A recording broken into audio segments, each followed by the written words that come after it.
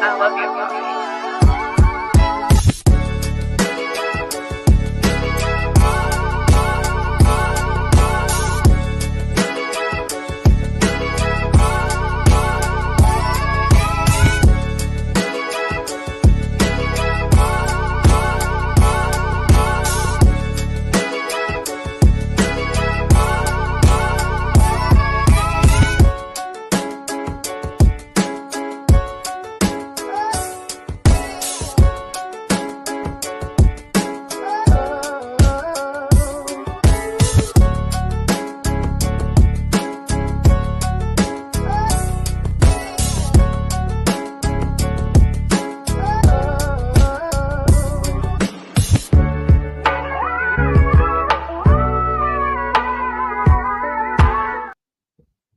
Get the fuck in here!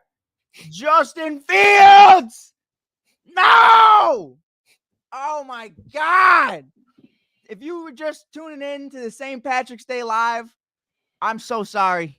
I'm so sorry you were here. I'm so sorry you missed. Man, Tone, we were having a good time. We were talking about Keenan Allen. We were just live talking about Keenan Allen, the Chicago Bears, Justin versus Caleb. We were even going to talk about the news from NBC Chicago today that was just reported an hour ago that Justin Fields and their Pittsburgh Steelers had mutual interest, just to come to find out while we were live that Justin Fields has been traded to the Pittsburgh Steelers for a 6th round pick.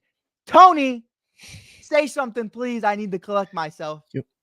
Well, I'm gonna add a little bit of fuel to the fire, because you want to know what's really gonna make me angry? Please. Is when they draft Caleb. Here's the thing. You already talked about how Tyler Scott wears number 13, and since Keenan Allen is coming there, is he going to be able to get number 13? You already know with how big of a drama queen Caleb is. He's going to be like, I want number 13. I'm owed number 13. For sure. You're not owed nothing. You get 0. Wow. And then my boy Jordan Jotsett, he does amazing things as well. One of the best flag football players I know. He said could be a 4th round pick due to playing time. Now, here's my thing. With Russ being there, that definitely verifies that Justin's being the backup. There's no question about it. Obviously, yesterday they move on from Kenny Pickett because Kenny Pickett decided that he was going to be a piss poor sport and didn't want to be a backup. We saw Zach Wilson. Zach Wilson, of all people, was willing to be a backup for Aaron Rodgers, but Kenny Pickett was too good. Get the fuck out of here, bro. Mitch Trubisky and Mason Rudolph took your job. They wanted to bring in a mature leader, a guy who's willing to learn, willing to be a sponge in Justin Fields, maxed up with Mike Tomlin. Let me tell you something. This is the worst situation for Justin Fields, in my personal opinion, because you have Arthur Smith as the offensive coordinator. Imagine having 2 mobile quarterbacks in Russell Wilson and Justin Fields, and he doesn't know what to do with it. I bet you he's running HB dive all the way with Najee Harris the entire time, or he's going to pick some random tight end to be his favorite number 1 option that's not named Pat. You know what I mean? So I don't know. I don't know. Right now, I'm in a glass case of emotions. I have no idea what the fuck is going on right now. Every time I'm live, I was live for Josh Jacobs. I was live for DeAndre Swift, Keenan Allen, and now I'm live for Justin Fields. Like, at this point, Tony, I don't think I can go live anymore. I think I just need to calm down. I just need to calm. The fact is, Tone, Tyson Bagent's career in Chicago lasted longer than Justin Fields because he still has 3 years left on his deal. And that is what is blowing my mind right now. So take me through, where you're at right now, because obviously we were having conversations about, hey, listen, I understand we just traded for Keenan. I understand that, we have DJ Moore and Cole Kmet, but there was a potential chance the Bears traded down from 1, 2 to 3, to get Marvin Harrison Jr. Now, number 1 is going to Caleb Williams, undoubtedly, unless Ryan pulls off a masterclass. But, I don't think that's the case. But where are you at as it pertains to that number 9 pick? Are we going Dallas Turner?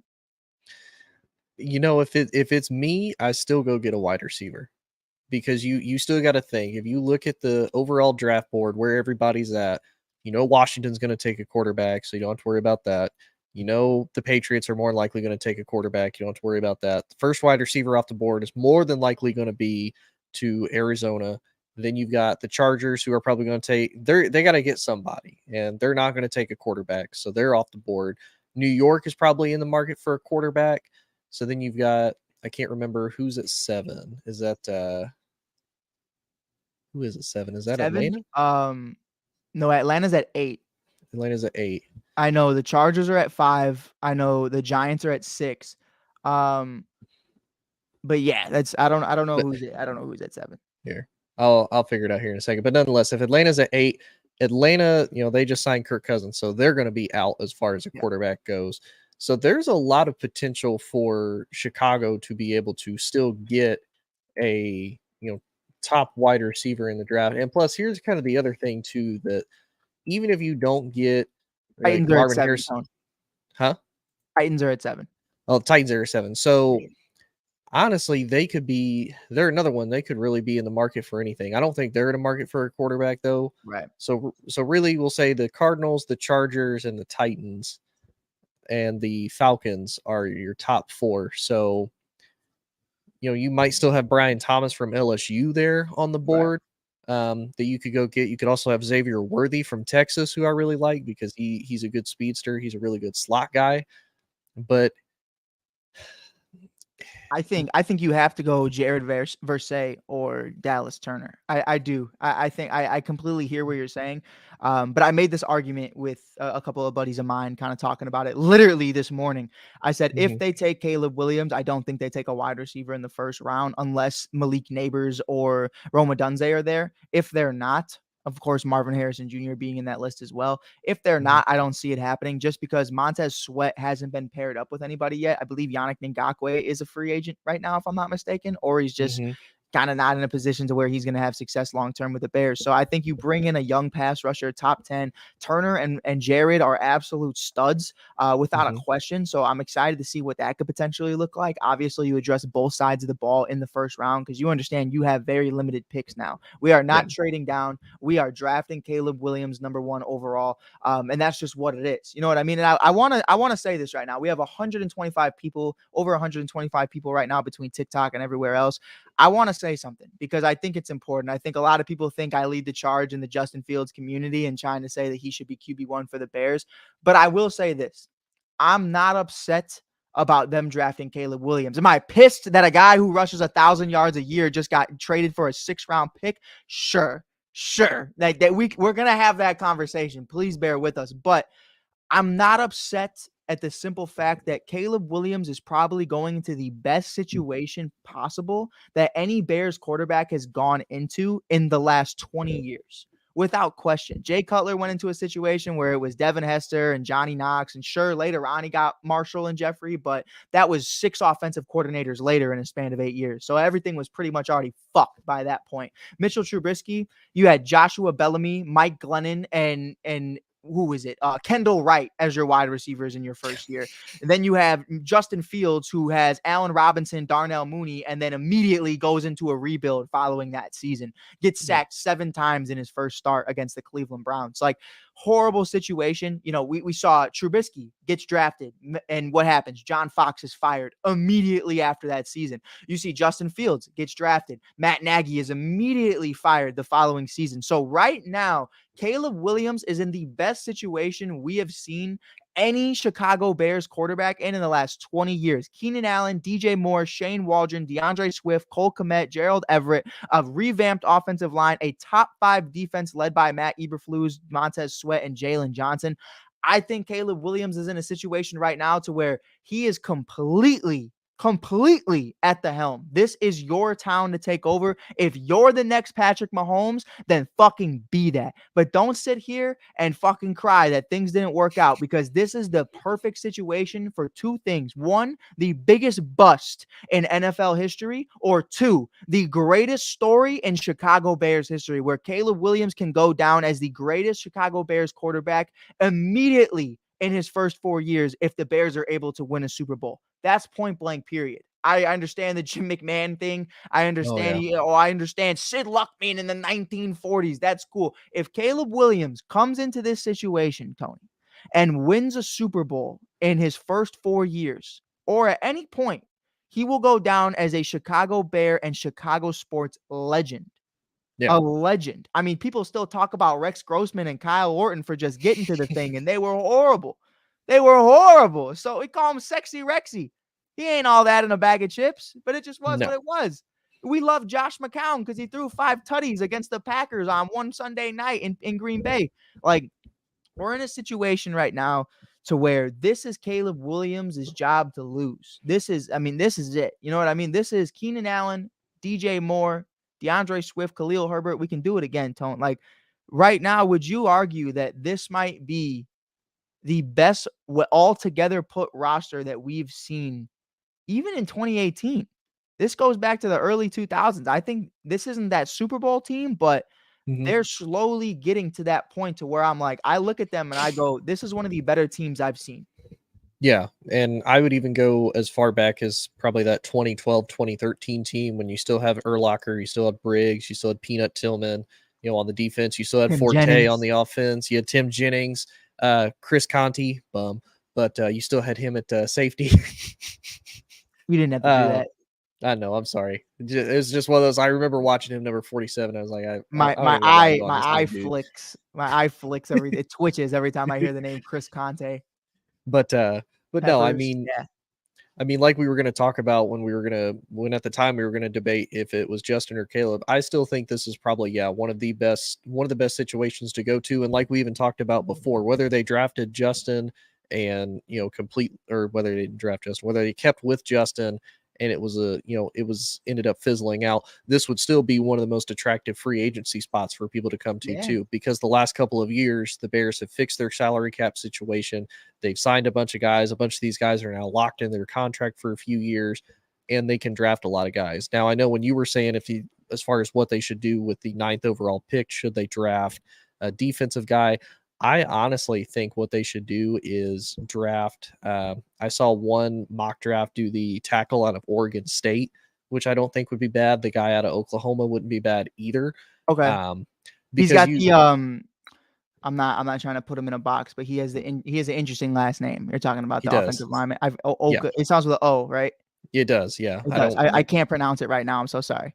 Yeah, but nonetheless, because to me, those guys, this draft is really good for wide receivers and for a lot of your major skill positions. Like, this is a super deep draft, absolutely everywhere. So even if they don't make that pick at number 9 for one of those guys, and maybe they trade back a little bit to gather more picks to add more to the arsenal, I don't really think the Bears can go particularly wrong in this situation. The only thing I could see the Bears potentially doing, and if Ryan Poles does this, I think I'd have to quit.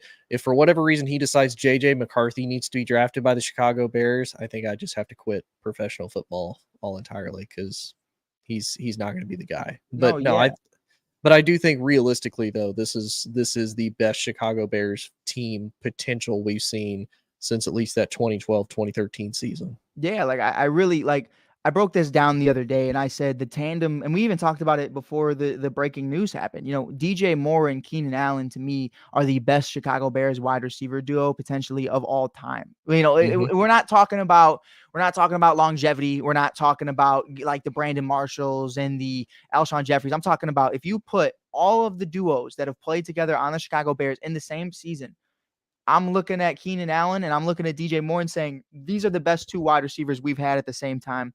Better than Marshall, better than Jeffrey. That's truly how I feel. So you bring in Cole Kmet to that, which is going to be an amazing position with Gerald Everett blocking the majority of the time in a new revamped offensive line. But I think on top of DeAndre Swift and Khalil Herbert and Roschon Johnson, like Caleb's in a situation right now to where, if you're that guy, you're that guy. You know what I mean? I'm talking 10,000 passing yards. I'm talking 93 touchdowns passing, 27 rushing, 960 rushing yards in college. Like kids had over 100 total touchdowns in his collegiate career in 3 seasons and a Heisman winner. So listen, I don't want anybody to think my tune has changed. I have always said this. If Caleb's that guy, Caleb's that guy. But until then, JF1 is my guy. And unfortunately, after today, happy St. Patrick's Day. Fucking ruined my St. Patrick's Day, Ryan Poles. But it is what it is. The Fishes are confused. Bears fans are confused. Everyone doesn't know what's going on. All I know is the river's fucking green. But I think at the end of the day, let's get into it. Let's have a conversation. And if you're new here, make sure you smack that follow button because we're gonna be covering it way more than just this breaking news. We're gonna be live all night long. We're gonna be talking about Justin Fields, Caleb Williams, what's going on in the draft now. Caleb Williams' pro day is less than 5 days away. But let's continue the Justin Fields talk for just a second because what I was very shocked about was the 6th round pick. Sam Howell just got traded for a third. Yep. Sam Howell just got traded for a 3rd round pick. And Justin Fields goes for a 2025 6th that if he plays, maybe it's a conditional 4th. Tony, we couldn't even get a 2024 pick. What does that confirm what a lot of people reported, that 31 teams in this league believe Justin Fields is a backup? I think so. I think, and as much as I hated to admit it, when the Mac Jones trade first happened from New England to Jacksonville, and they gave as little as they did, I was like, and then you went back and you look at his stats, you're like, man, it was similar from a passing perspective. You and I said it to Frankie. He said it was, rushing, sure, Justin clears, but passing, they were like neck and neck. And I think Mac played more games, to be fair, but I think you're right. And they got a 6th pick as well, or a 6th round pick as well, didn't they? Yep, sure did. So, and here's the other crazy thing too. It really happened. And if you remember, I told you once free agency really kicked off, that's when we were going to figure out who really, I think, wanted Fields and who evaluated Fields. And the fact that, now that the trades have all happened, everybody's been signed, the fact that, I know we dove into this and we were just surprised at the fact that Kirk Cousins gets $180 million for one playoff win in the 12 years that he's been in the league is absolutely mind-blowing. And Warrior Forever, it was confirmed by Ian Rappaport just a few minutes ago that he got traded for at the moment, 6th round pick, like Mike said, conditional 4th round, if depending on how much he plays. Yep. But here's my question though, too. Like we've talked about, where you get drafted matters. The situation you get drafted to matters. And one of the things I want to bring up is look at Cleveland all the way up until they drafted Baker Mayfield. And honestly, even after Baker Mayfield, all the number 1 overall picks that they had, every single one that they drafted on a quarterback as far as potential. Brady Quinn had a fantastic collegiate career with Notre Dame. You look at Colt McCoy, had a great career with Texas for the longest time. They go to Cleveland, they essentially get ruined, and then they end up being, unfortunately, career backups for the rest of their time. Now, albeit, could they just not correlate and translate that to the NFL? Maybe. Right. But, I mean, you look at Justin, like you said, you have an Allen Robinson that was honestly coming out of a career with Jacksonville. So another thing that people need to kind of realize, you have a really good year in Jacksonville. What does that truly mean, especially for as bad as Jacksonville has been and over the last few years? Kind of like you and I talked about DJ Moore. Like I knew who DJ Moore was as an athlete. I knew who he was going to be moving forward with the Chicago Bears in 2023. But I'm really curious about his numbers when you bring in a Keenan Allen. Because let's be real. Allen Robinson in Jacksonville, number 1 option. Like, what are you talking about? You know what I mean? Like, of course they're throwing him the rock. Of course they're trying to get him open. I do want to answer a couple questions here. First of all, Warrior says, Fields going to the Steelers. Yes, sir. 6th round pick, 2025. And then my boy Gio said, what does conditional mean here? So conditional means there are going to be certain specifics that have to happen for the Chicago Bears to be able to get a 4th round pick instead of a 6th round pick, or if it's both. I'm not quite sure. I haven't read that report. But what that means basically is essentially if Justin Fields plays more for the Pittsburgh Steelers, if he ends up playing a lot more instead of Russell Wilson playing for the Pittsburgh Steelers, then it'll be a 4th round pick. If he rides the bench all year, it's going to be a 6th round pick. It was very similar to the New York Jets' situation with Aaron Rodgers. If he had played 70% of his season, I believe they were going to have to give up a 2nd round pick to the Green Bay Packers. He was hurt 70 seconds into the season. So he obviously only had to give up a 3rd round pick. So it basically means if he meets certain criterias, if he meets certain accolades, that they're going to have to give a 4th round pick rather than a 6th. But as it sits today, from what I understand and from what a lot of people know, Russell Wilson is a relatively healthy guy. He's available a lot. Whether he's good or bad, I can't speak on that, but that doesn't matter. As long as he's starting, we will likely just get a 6th round pick. But it is Mike Tomlin and Arthur Smith. So they love to switch quarterbacks quarterbacks around like I change socks. So, it could go either way. I know a lot of people feel a lot of different ways right now, but Tony and I are here breaking it down. This is a Bears therapy session live on St. Patrick's Day. I'm hoping, man, I know how many Bears fans are crying right now, either because of all the green beer they drank today or because of the news about Justin Fields. But I will say this, man, at the end of the day, you're a Bears fan first. You got 200 people in this live right now on TikTok and YouTube and Facebook. And I just want to say everybody understands that it's all about the Bears. If you're a real Bears fan, that's what it is. That's what it's always going to be. So Caleb Williams, welcome to the city of Chicago. Unless Ryan Poles pulls off a masterpiece and a complete swap and gets Jaden Daniels, I don't see it happening. But at the end of the day, man, let me be real. Caleb Williams, this is you. This is your opportunity. Just like B Rabbit said, you got one shot, one opportunity. Nah, I'm playing. But it really is. This is the moment. Everybody's been talking down on you. Everybody's been saying that you're not that guy. You have an ego. You're a prima donna. You're a bust. Prove them wrong. You have every opportunity to have success, every opportunity to win. Tony, why are you sending me roses on TikTok right now? Because why not? Because I love you, buddy. I gotta give you love right now. Okay, it's been rough. We're on a live together. Why are you sending me these things? And make sure if you're on the live on TikTok that you're checking us out. Hit that follow button at theshy.kid, and inside the Who's Your Mind, you can check out Tony all the time. Check out my followers list. You can see Tony on there inside the Who's Your Mind, keeping you up to date with everything football.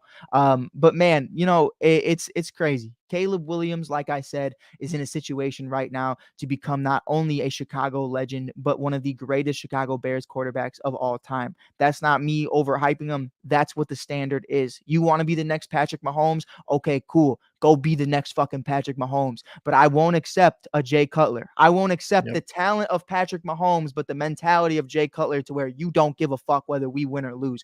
You have to go in there and you have to win. This ain't Lincoln fucking Riley. This is Matt Eberflus. So you're going to have to make plays. This is Shane Waldron. I don't know much about Shane. I'm excited to learn about Shane and what he's trying to run. I've been watching a lot of tape from the Seattle Seahawks of 2023, and obviously going from 2021 to 2023, his time with the Rams is a little harder because, McVay's there.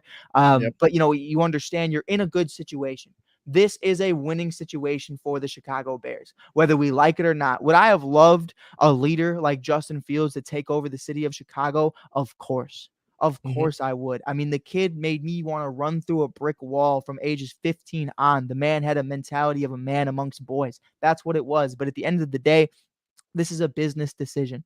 And what this helps me is just like we talked about with Justin Jefferson. Why they move on from Kirk Cousins is so they can write a blank check to Jettas. When you have Keenan Allen on a one-year deal, and it was reported today that the Bears are very interested in a long-term deal, Tony, to me, having Caleb on that rookie year deal, the first few years, obviously, he's not going to be making that much money.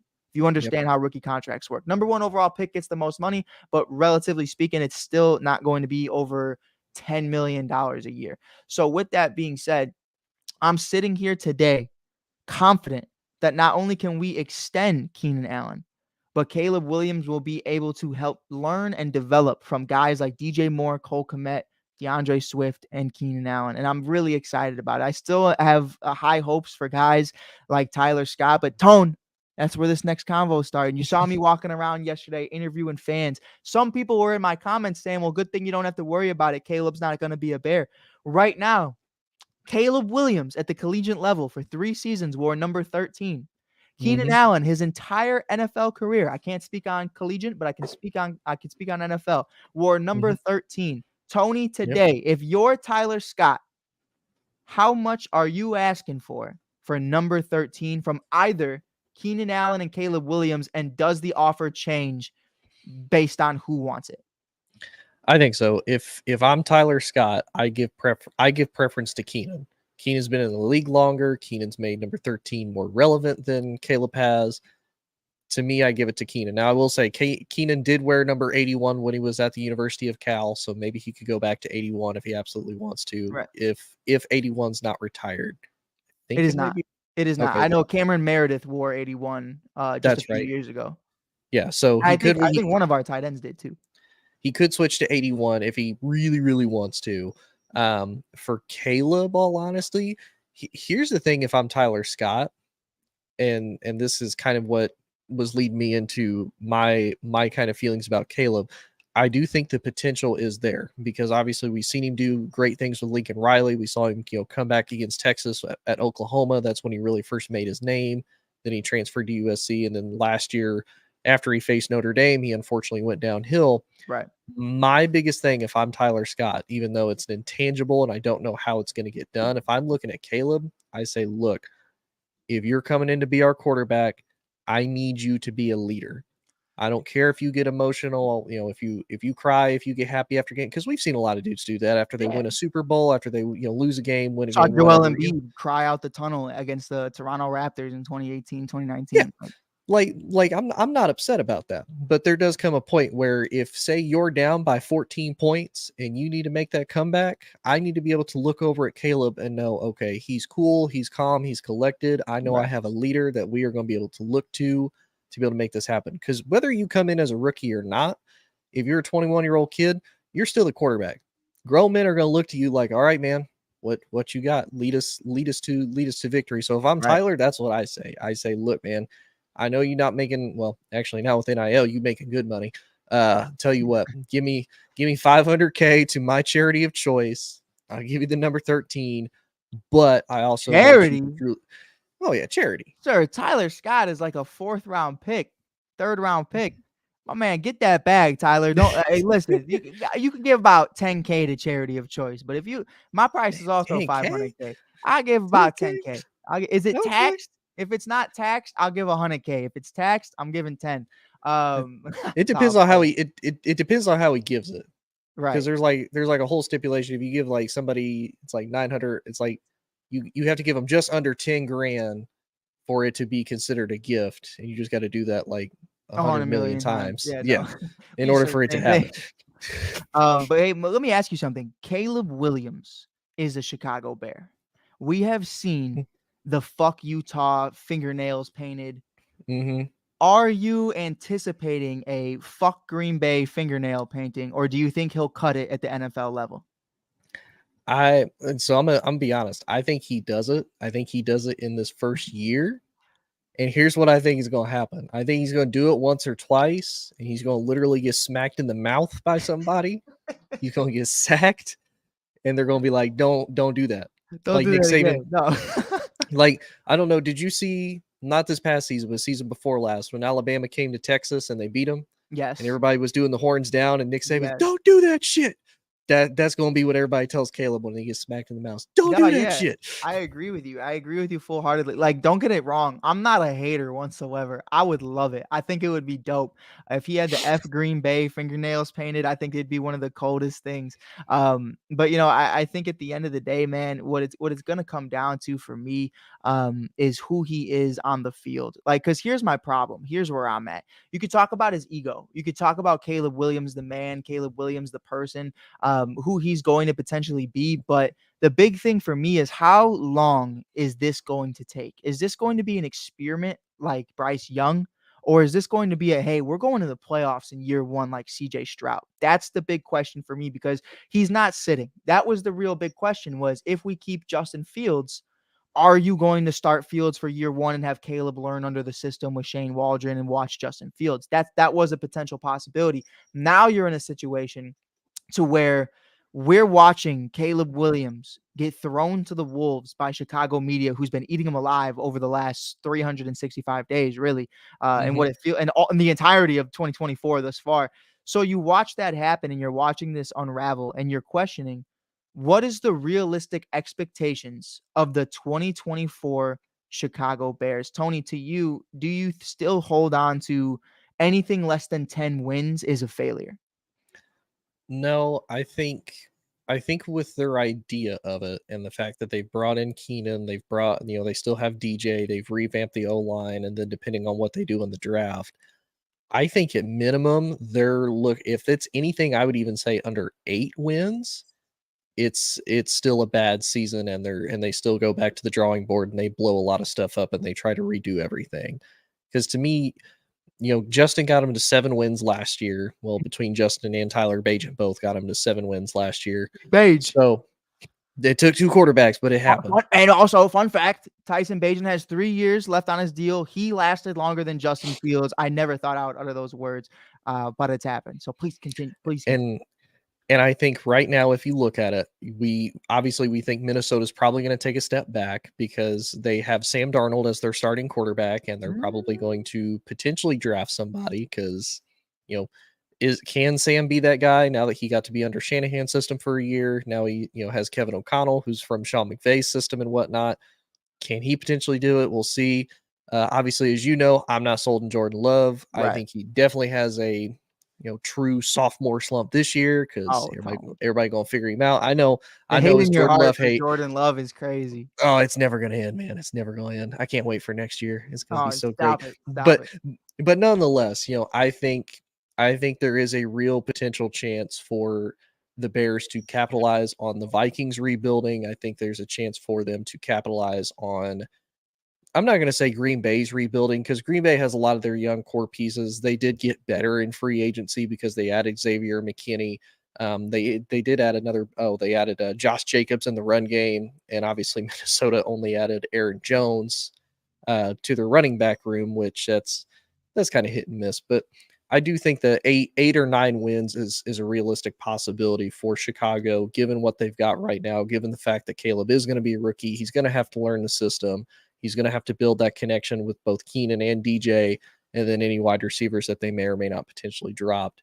John is very upset that we keep getting fleeced by Pittsburgh with Chase Claypool and Justin Fields both, which I get. I mean, I agree. I completely agree. I mean, you gave up a second round pick for Chase Claypool, who had 1 touchdown in 15 games. And then you give Justin Fields up for a 6th round pick, a conditional 4th in 2025, mind you. My boy Marshawn said, I can't lie. I do not like this. And a lot of people don't like it. A lot of people love it. And it's tough, man. It's one of those things where it's like, listen, here's what the conversation becomes. Now, I'm going to be honest. As much as we just talked about, Caleb Williams could be one of the best Chicago Bears of all time. Caleb Williams could be a Chicago legend if he wins a Super Bowl in Chicago as QB1. But here's where it happens with Ryan Poles. The seat, to me, just got 10 times hotter. And why that is because if in the future, this goes into 2024 on with Justin Fields and the Pittsburgh Steelers, if they have success and Caleb Williams is anything less than elite and a generational talent, you look crazy. If CJ Stroud continues to have success after already making the playoffs and winning a playoff game last year, you passed up on CJ last year. If he has success, you're on the hot seat. If Bryce Young figures it out with Deontay Johnson, Adam Thielen, and all the guys that they're adding in Carolina, you're on the hot seat. If guys like Jaden Daniels or Drake May, Michael Penix, JJ McCarthy, sure. If the guy who had 10 completions in the national championship game finds a way to have success, sure. I'm done with the JJ McCarthy conversations. He's not a fucking top 10 pick. You guys got to stop. But with that being said, agreed. Please agree. Because how you throw 10 completions in the national championship game because your fucking head coach doesn't trust you, it's beyond me. But the point of all of it is this. If CJ Stroud, Bryce Young, Jaden Daniels, or Justin Fields, let's say 2 or 3 of them have elite success at the NFL level, and Caleb Williams is anything less than an elite generational prospect, and the Bears aren't going to the playoffs, you're fired. Yep. You're done. And as good as you did, as bringing in Jalen, bringing in Montez, bringing in all these big names, making sure you re-sign guys. Hey, bringing in Keenan Allen, bringing in DJ Moore, bringing back everybody. If you don't get this position right after dragging us through the mud with the number 1 overall pick over the last 2 years, and Justin Fields has success in Pittsburgh, Chicago fans are going to go crazy. Like, Tony, let me paint you a picture.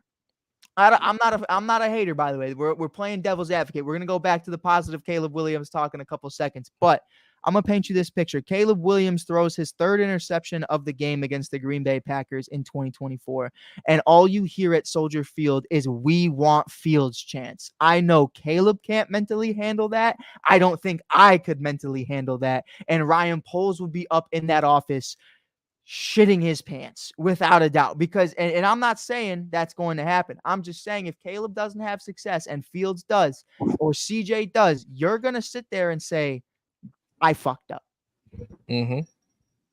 No, I agree. And here's the other thing too that I think doesn't really benefit Caleb is he left Oklahoma with Lincoln Riley, his head coach, and he definitely garnered the fame and whatnot when he was able to come back against Texas in the Red River Showdown.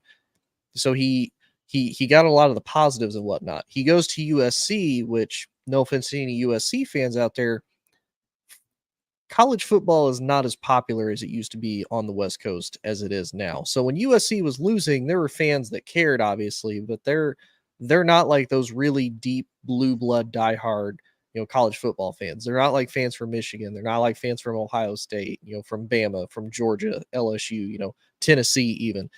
They're not those diehard fans. So when he was losing, he didn't really get a whole lot of negative boos and a lot of that negativity from USC fans as he would from anywhere else. And especially when you go to a very emotional tied city like Chicago, who, and better than I do living in the city, you guys are tied to your players. You listen to last year when everybody was chanting, "We want Fields." Like that was the true love that you can get from Chicago. Right. Now, like you said, on the other end, you can get a whole lot of hate and you can get a whole lot of boos, even though as much as we hate to say it, look at every time Aaron Rodgers came to Chicago, he was getting booed to the absolute max every single time he came there just because of how Chicago feels. But I agree. I think if Ryan Poles messes this up, because like I said, where you go matters and your supporting cast matters. I don't know a whole lot about Shane Waldron. I don't know how he's going to do with a Caleb Williams. And I'm gonna be honest with you, when you look at even last year when Caleb's numbers kind of slipped because he had Cliff Kingsbury, who's supposed to quote be a offensive guru. If you mess this up, I would say it's two things. How much is it you drafted the wrong guy? Right. And B, how much is it you didn't really look into your skill position coaches as much as you should have? You didn't go get an actually good offensive coordinator. Look at last year when they had Luke Getsy. You just got a dude that, rode Aaron Rodgers jockstrap the entire time. You didn't get a truly good OC. You just got a dude that looks good because he was the offensive coordinator for one of the, greatest quarterbacks to play the game in today's current generation. Wasn't even an OC. Wasn't even an I mean, the man. Oh, he was the quarterback's coach, wasn't he? Man, yeah, we had what was Buddy's name from the Broncos that got a job? Nathaniel Hackett. Was the OC. So like they're so much, or I'm the other way around. Doesn't fucking matter. They both held the jockstrap together. John Harbaugh makes a comment here. Don't know if this is the real John Harbaugh, but if it is, shout out to the Harbaughs. Right. Tell your brother we want you. DJ Moore, Keenan Allen, Cole Kmet, Gerald Everett, and DeAndre Swift is one of the best receiving rooms a number one quarterback has ever had. I don't know about ever because there still was a guy named Patrick Mahomes who had Travis Kelce, Sammy Watkins, Kareem Hunt, and Tyreek Hill with Andy Reid as his head coach. So I think Pat was still in a really good situation over there. Don't forget about Slam and Sammy. Sammy did his thing. And also shout out Sammy Sosa for being back in Chicago. Got to give some love to him. Saw him today at Club 400. Super cool. Can't believe Luke Canellis fucking asked him if he was on steroids immediately after Sammy's heartfelt speech about being a man now, understanding what he did wrong. Oh, I'm so sorry, John. I thought you were saying, I totally misread what you were saying. I thought you meant like a QB1, a first round draft pick. I didn't know you meant a number one overall pick. So this, potentially could be the best situation a number one pick has ever come into. Yeah, Patrick Mahomes was most definitely not the number one overall pick. I thought you just meant in terms of a rookie quarterback coming into a situation.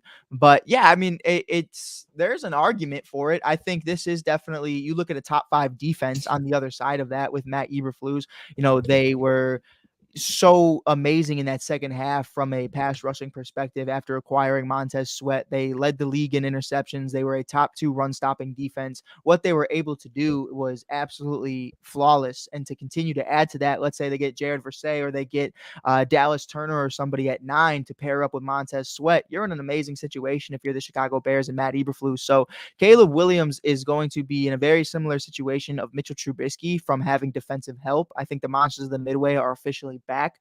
And I'm really excited to see how the Monsters of the Midway could potentially transfer to the offense for the first time in its entirety. You know what I mean? Like, in Bears history. yeah. And John also says, I want DJ Chark as our wide receiver 3. That wouldn't be horrible. Honestly, I wasn't a big fan of what he was able to do in Jacksonville. I will say that, or in Detroit. But I think at the end of the day, if you're wide receiver 3, I wouldn't mind it personally myself. I'm still huge on a wide receiver in the first round. I don't know how you can get that done. Maybe you trade up to the lower half of the first round. I'm not saying you go at 9 or at 1. Obviously, I think you got to go Caleb at 1, and then I think you have to address the elite pass rushers that are available at 9. Especially Tony and I talked about it. You look at the guys available, and you look at the draft order right now. The draft order as it sits, you're looking at here. I'll pull it up right here. I think you're looking at least 3 wide receivers taken in a row, in my personal opinion. That's just how I'm really looking at it right now. You're looking at the Giants, the Chargers, and the Cardinals all picking 1, 2, 3, or this is 4, 5, 6. That order is obviously going to be Arizona at 4, the Chargers at 5, and the Giants at 6. And then I don't really know what the Titans or Falcons would do. They're not going quarterback, so they'll go position player as well. I definitely could see, in my opinion, I wanted your take on it. Could you see, real quick, the Titans going after Brock Bowers? I could see that. I even saw the Chargers potentially doing that as well, as far as going after them. Here's something though that I wanted your take on to see what you think, because I don't feel like it would put you in a bad spot. Now it would eliminate the Bears from getting Caleb. Say you make a trade with either Washington or the Patriots, so you stay in the top 3, right? Stay in the top 3, trade back a little bit. You get some more, kind of draft capital for the later rounds of the draft. Okay. You don't get Caleb, right? But you get the guy that to me is better, because I'm a little bit biased, in my LSU Tiger, the Heisman winner of this year, of Jayden Daniels. You keep number 9. And again, you get that draft depth to be able to not only get a wide receiver, whether it's, Brian Thomas out of LSU, because I think he's going to be one of the next ones. One name that I do think a lot of people having going later in the first round, but I think he could honestly kind of sneak into the top 10. And especially, I think he would fit the best in the Bears system as a number 3 slot guy, Keon Coleman out of Florida State, because I watched him at Michigan State. He was solid. I think he had 11 touchdowns for Florida State last year in receiving with his 1 year with Florida State. So shout out Florida State, by the way. So I would like that as kind of a later round pick if that's what they decide to do. If you think he goes anything past the 3rd round? No, I definitely that's think what I was thinking too. I think he's gone honestly before the end of the second. Because I feel like he's that good. They don't have a 2nd round pick right now, and I don't believe they have. Someone can fact check me if the Bears have a 3rd round pick. I know they traded the 4th for Keenan. I know they had 2 4th round picks this year, but I'm not quite sure on their draft availability right now. But to answer your question, no, it's not happening, because I want to paint you this picture, and it's really one of those ones I think put things in perspective.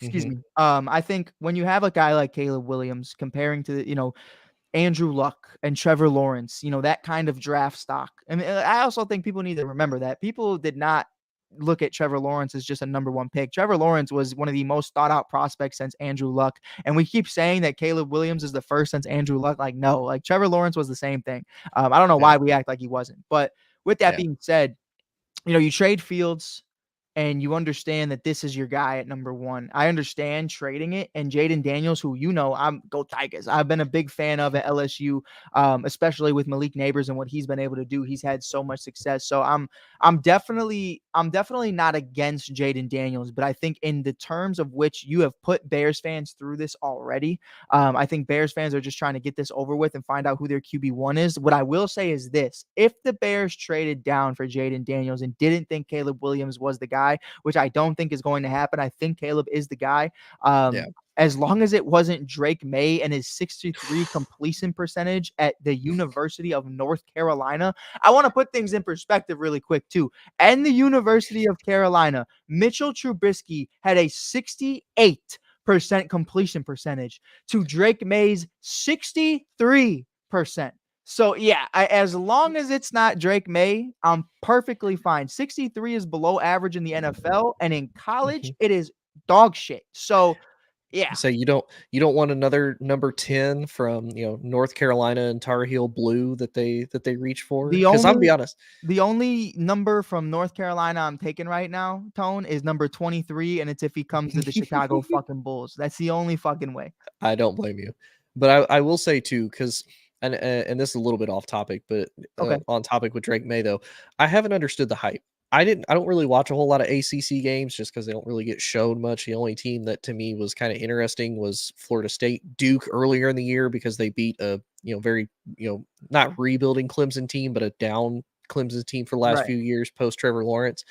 But the fact that people are comparing Drake May to Joe Burrow blows my mind. I'm like, It does. that's And disrespectful to I, Joe Burrow I to want to like ask no you end. something really quick, not to cut you off, but we talk about this, you and I, a lot, and it's not just Drake May, but it's always a guy of that status, from the Zach Wilsons at BYU to the Kenny Mhm, Pickett's of the world. Listen, I'm gonna sit up here today and be real. Mel Kiper and individuals like Mel Kiper. I'm not gonna say Mel Kiper specifically, even though his mock drafts are actually horrible. If you go back in history's past and watch who he evaluates, he thought Justin Jefferson was a third round pick. So but with that being said, every year I feel like somebody picks a white quarterback from a no name quarterback football school and says mhm. that he throws just like Aaron Rodgers, or he has the intangibles of Justin Herbert. He's the next Big Ben or Peyton Manning. They do it every year, whether it's Mitchell Trubisky, Yep, Drake May, Zach mhm, Wilson, Kenny yep. Pickett. We can do Josh JJ Rosen.